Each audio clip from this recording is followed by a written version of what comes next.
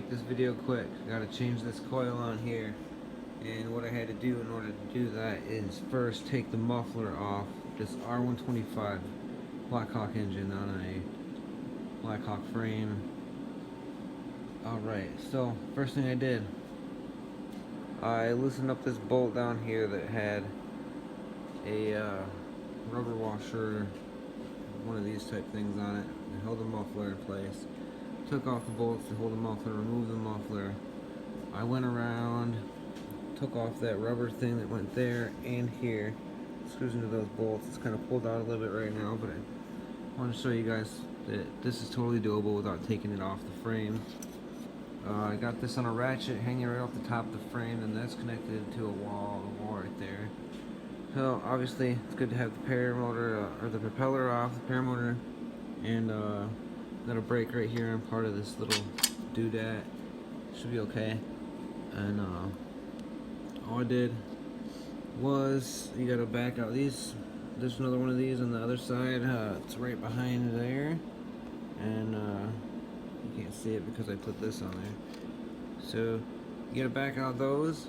Then this part behind there screws onto that bolt. So you just need to get an Allen head bit to fit in there. For this side, you can take off this carburetor if you want, but I have an Allen wrench that I cut down this thing, so it just fits in small places. Then that's the right size. I just ground it down. So do what you want over here. You can take the carb off with these 4 bolts, Allens, and I didn't want to do that extra step. Didn't want to have to take everything off here, disconnect all my throttle and everything, so I'm leaving it right in the frame here. It just got to the point where this is loose now. I can back it up and back this out away from there, and just slowly keep the bottom ones. There's a bolt that comes out that goes through, and the top ones, the bolt comes in from this way and it goes into that. So this thread's on there though, so you gotta kind of mess with this to get it working where you want it to go. That's pretty much it. I'm gonna get to those two. There's an Allen head bolt here, and on the bottom, down there. I just needed enough space here to get Allen head in there. Pull this out, and then I'm gonna be able to do this job. Make sure that you space that coil. I think it was recommended 0.8 of a millimeter.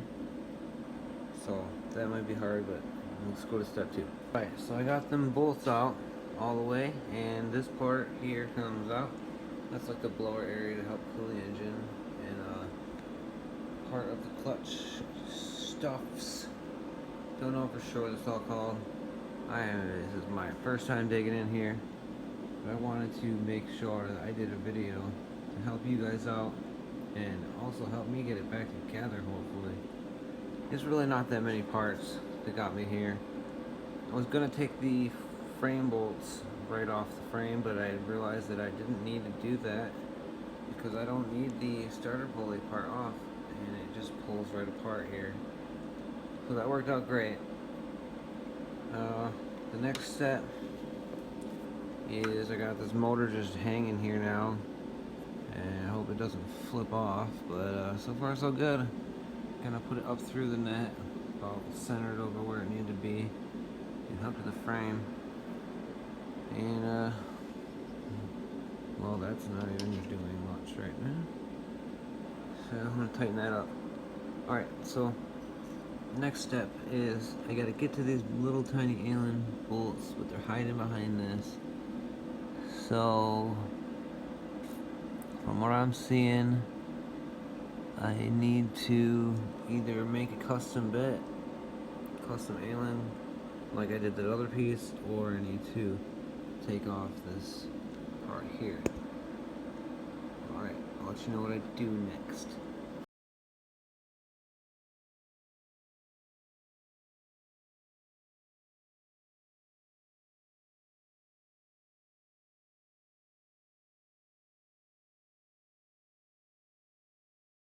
Alright, so I got them 2 bolts out here in top and bottom there. Used 13mm and went under there to loosen up this part here. Didn't want to have to take this clip off and disassemble it, so I totally had space to reach under there, no problem. Now I am turning that out, and I should be able to pull that part off and get to the space I finally needed to be at. There it is. Alright, I got it off. There it is. I can get to these 2 bolts and I can set the space. Alright. Make sure when you guys are doing that you do set the space right. I'm going to measure it with my whatchamacallits. Oh, I got them here somewhere. These things. These are called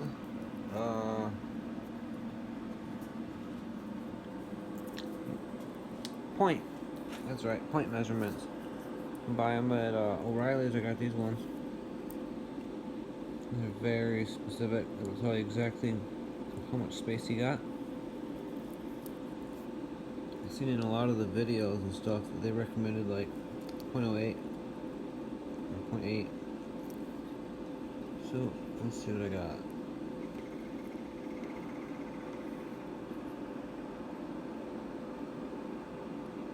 .83, 0.813, I mean. 0.762. So I'm gonna try these, see which one fits in here, and then here. Right. So the old coil's out. Just had to get that part out of the way. Probably the easiest part of all this, just taking those 2 bolts off there. It's just dangling here. If you can see, the old coil, the wire broke off inside there, and the person I bought it from before had a makeshift, well, this. It's a sewing needle with the wire wrapped around it, and then that's got a shrink tape on it, and they jammed this little piece of the end of the needle right where the wire goes. And I guess that worked for them for a while, but so yeah, that's not gonna cut it for me, because this thing won't shut off sometimes. That thing got loose. It ain't sticking in there good no more.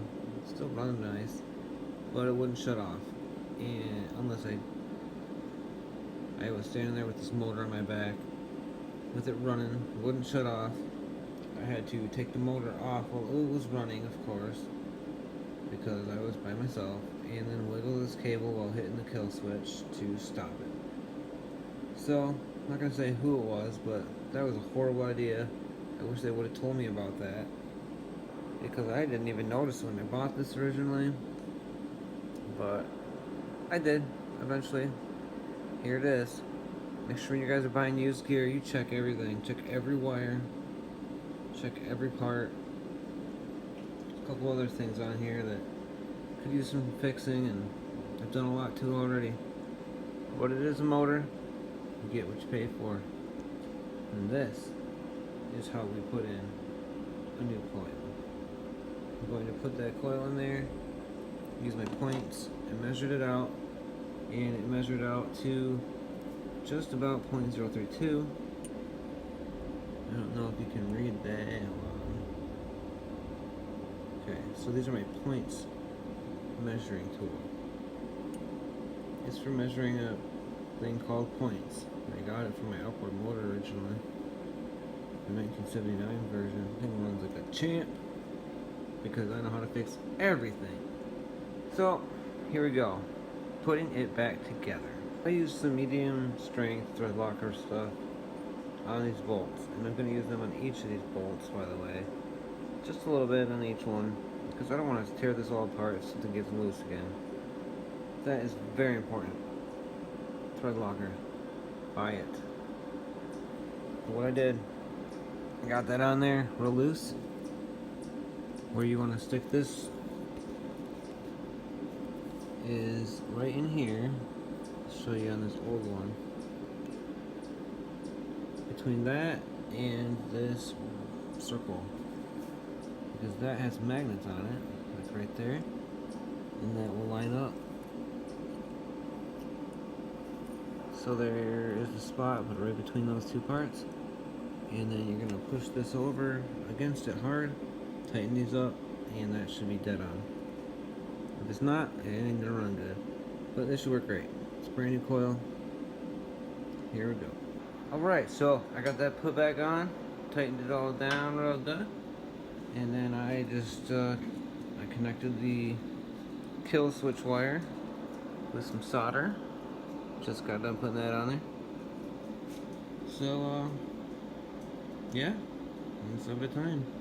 Now I will be putting the motor back in line and connecting it back up to these shock mount spots. That'll be my next spot, and then actually I think I'll get this spark plug wire connected first and then go from there. No, I'm gonna do that after. Yeah, that makes sense. Alright, here we go. Alright, so it's all back together. I just need to get this propeller back on here. Got the coil all good. I soldered that wire together. It comes out of there. And then I put this on the wire. All you do is, this is like a screw that sticks out of this spark plug cap. And it screws into the center of this wire, so you want to make sure that's on there. I connected that, goes down to my, I believe that's the hour meter over there on the side. And I got my throttle routed up over here. I'm not sure if that's exactly where it's supposed to be, but I had it underneath here before and it wasn't reaching very high. What else did I do? Got my exhaust put back on. Everything tightened up. Zip tied down any loose wires. And what else did I do? Airbox back on. When I put this back together, I got the motor back into this starter pull cord area up here, and didn't realize that those little plastic things on that blower inside here were supposed to be held up. So I found out that I had to kind of tape those up and then have tape hanging out. I'll do a little, here's a little picture of it right here. I will mix it in.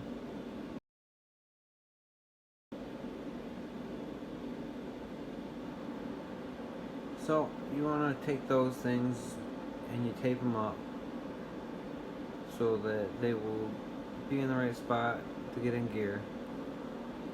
What had happened at first is I put it in there without taping those up, and when I pulled the pull cord, it wasn't coming back because they weren't connected. So just make sure you do that. Get everything tightened up, put it back together the way it came out, and it's all good now. So I'll be testing it out in the morning. Just gotta get the prop back on, get some gas in here, give it a test, and hopefully go on a flight whatever the next good weather is. This thing has been quite a piece of work, but I'm fairly confident now it's ready to fly. Just gotta make sure everything runs tomorrow. The only thing that I'm worried about is I don't know if that screw went in the middle of the wire or not, but I'll know when I start it. If it don't start, then obviously it's not on there. Everything else went really smooth. If you have any questions or comments, leave it below. And if you want to subscribe for more flight videos or possible repairs, just do it. Thanks everyone. Have an awesome day. Did you get yet? That's a video.